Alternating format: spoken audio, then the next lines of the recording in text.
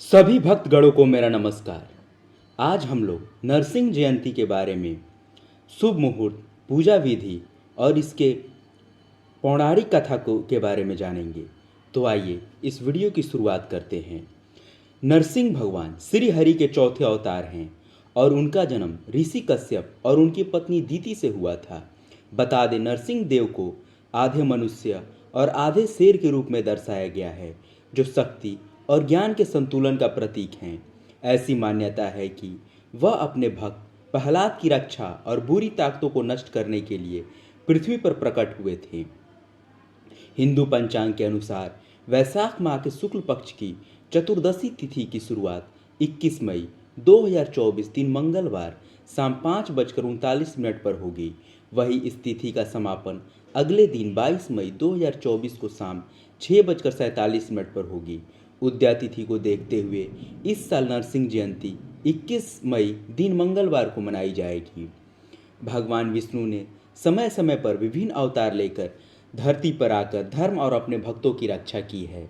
भगवान विष्णु ने नरसिंह अवतार में प्रकट होकर अपने परम भक्त प्रहलाद की रक्षा के लिए हिरण्यकश्यप का वध किया था।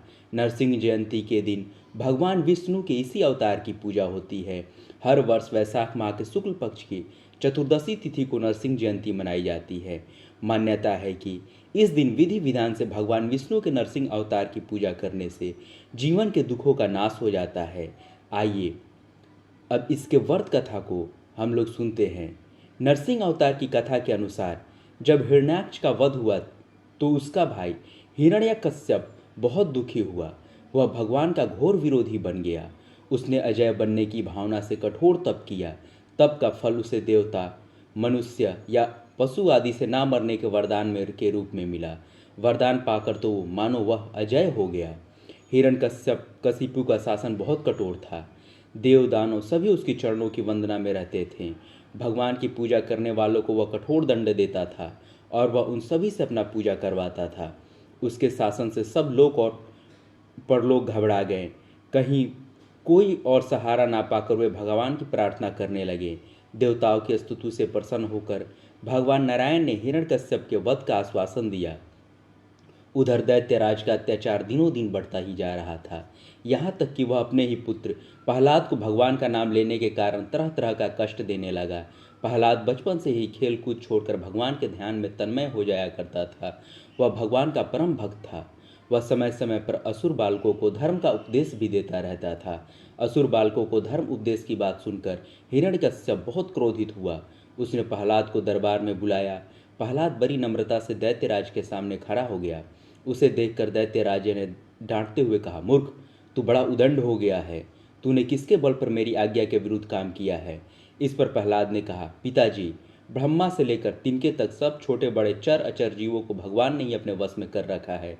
वह परमेश्वर ही अपनी शक्तियों द्वारा इस विश्व की रचना, रक्षा और संहार करते हैं। आप अपना यह भाव छोड़ अपने मन को सबके प्रति उदार बनाइए। प्रहलाद की बात को सुनकर हिरण्यकश्यप का शरीर क्रोध के मारे थर थर काँपने लगा। उसने प्रहलाद से कहा, रे मंदबुद्धि, यदि तेरे भगवान हर जगह है तो बता, इस खंभे में क्यों नहीं दिखता? यह कहकर क्रोध से तमतमाया हुआ वह स्वयं तलवार लेकर सिंहासन से कूद पड़ा। उसने बड़े जोर से उस खंभे को एक घूंसा मारा। उसी समय उस खंभे के भीतर से नरसिंह भगवान प्रकट हुए। उनका आधा शरीर सिंह का और आधा मनुष्य के रूप में था। क्षण मात्र में ही नरसिंह भगवान ने हिरण्यकश्यप को अपने जांघों पर लेते हुए उसके सीनों को अपने नाखूनों से फाड़ दिया और उसकी जीवन लीला समाप्त कर अपने प्रिय भक्त प्रहलाद की रक्षा की। अब हम लोग नरसिंह भगवान की पूजन विधि के बारे में जानते हैं। नरसिंह जयंती के दिन व्रतधारी को प्रातः ब्रह्म मुहूर्त में सोकर उठना चाहिए। संपूर्ण घर की साफ सफाई करें। इसके बाद गंगा जल या गौमूत्र का छिड़काव कर पूरा घर पवित्र करें। इसके बाद शुद्ध जल से स्नान करना चाहिए। पूजा के स्थान को गोबर से लीपकर तथा कलश में तांबा इत्यादि डालकर उसमें अष्टदल कमल बनाना चाहिए। अष्टदल कमल पर सिंह, भगवान नरसिंह तथा लक्ष्मी जी की मूर्ति स्थापित करनी चाहिए। तत्पश्चात वेद मंत्रों से इनकी प्राण प्रतिष्ठा कर षोडशोपचार से पूजन करना चाहिए। इस दिन व्रती को दिन भर उपवास रहना चाहिए। ब्रह्मचर्य का पालन करना चाहिए।